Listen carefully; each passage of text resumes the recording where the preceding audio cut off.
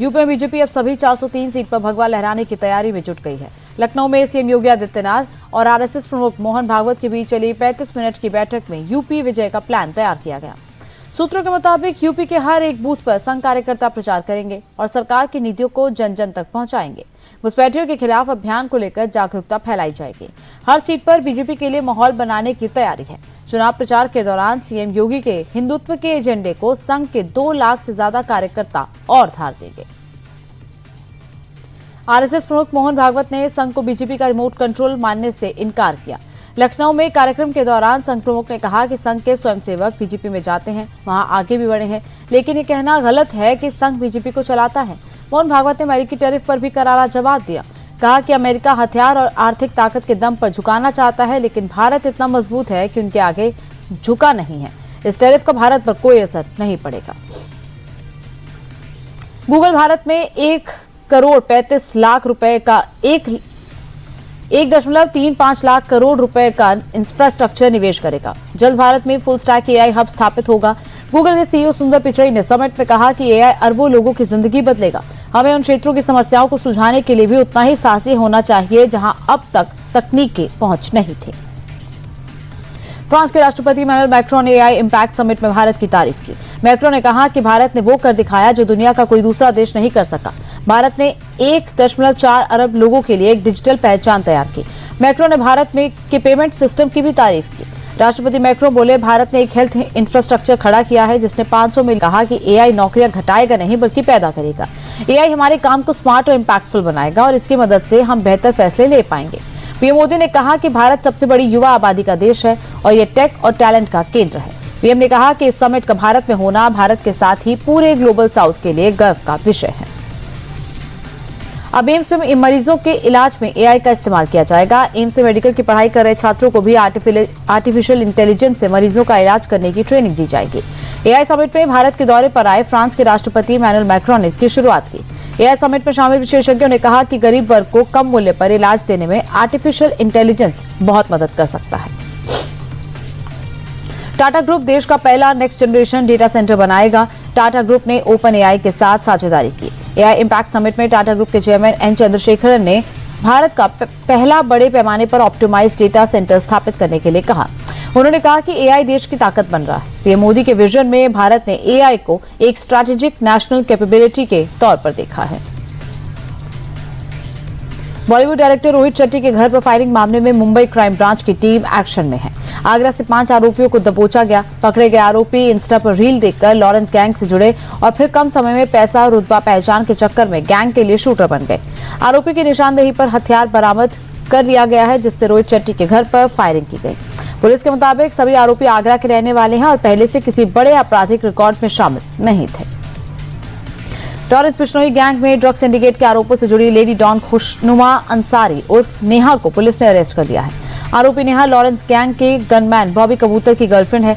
बॉबी कबूतर Lawrence gang को हथियारों की खेप मुहैया करवाता है। तो वहीं बॉबी की गर्लफ्रेंड मैडम जहर नॉर्थ ईस्ट दिल्ली में एक ब्यूटी पार्लर चलाती है और उसकी आड़ में बॉबी कबूतर और गैंग के गलत कामों का हिस्सा भी थी।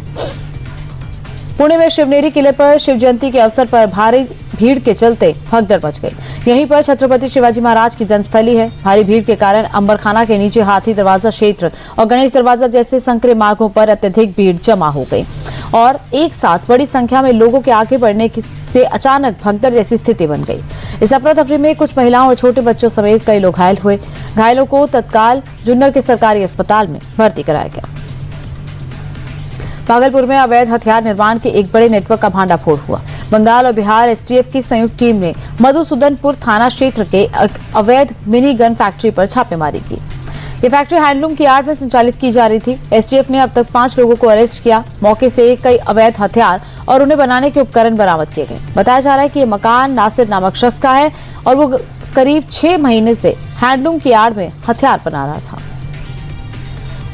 बिहार के मुंगेर में 3 लाख के इनामी नक्सली सुरेश कोड़ा उर्फ मुस्तकीम के आत्मसमर्पण करने के साथ ही बिहार अब पूरी तरह नक्सल मुक्त हो गया है। ये दावा पुलिस मुख्यालय ने प्रेस विज्ञप्ति जारी कर किया। सुरेश कोड़ा मुंगेर इलाके में सक्रिय होकर हथियारबंद नक्सल दस्ते का नेतृत्व कर रहा था। पुलिस मुख्यालय के मुताबिक अब कोई भी हथियारबंद नक्सल दस्ता बिहार में नहीं बचा है, जबकि 2012 में राज्य के 22 जिले नक्सल प्रभावित हुआ करते थे।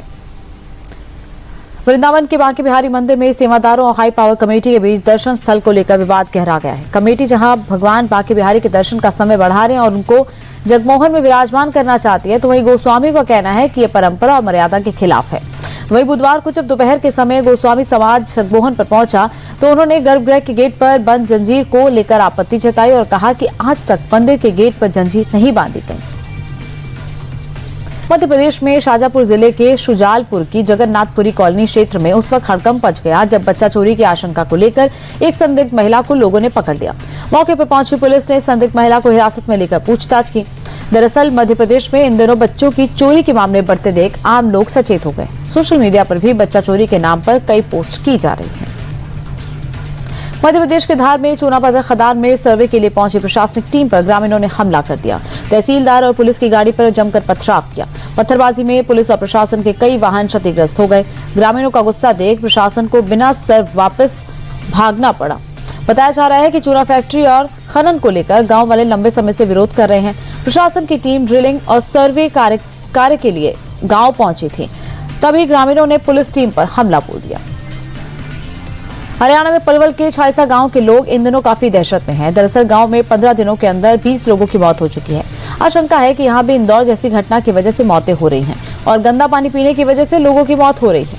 मरने वालों में स्कूली बच्चे, बुजुर्ग और जवान शामिल हैं। तो वहीं लगातार मौतों के बाद स्वास्थ्य विभाग की टीमें गाँव में कैंप कर रही हैं। लोगों के ब्लड सैंपल की भी जाँच की जा रही है। सूरत में रहने वाले युवक ने एक हिंदू एनआरआई महिला को प्रेम जाल में फंसाकर सऊदी अरब ले जाकर धर्म परिवर्तन करा दिया।